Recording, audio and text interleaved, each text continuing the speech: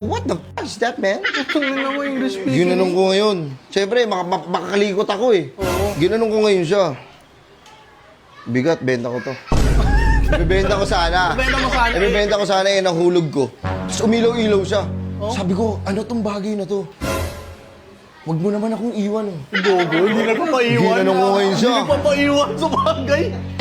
Tapos sa kuryente ako.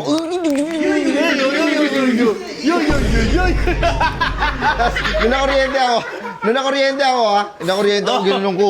Binuksan ko, may bukasan siya. Tapos pagkaan biglang lumaki, naging ganito, naging barbell. Ayan na yun. Tapos ito, hindi na ako tinatablan niya yun. Uwe, tangin, di ako maniniwala dyan hanggat hindi na-try. Kita pre ha. Sige.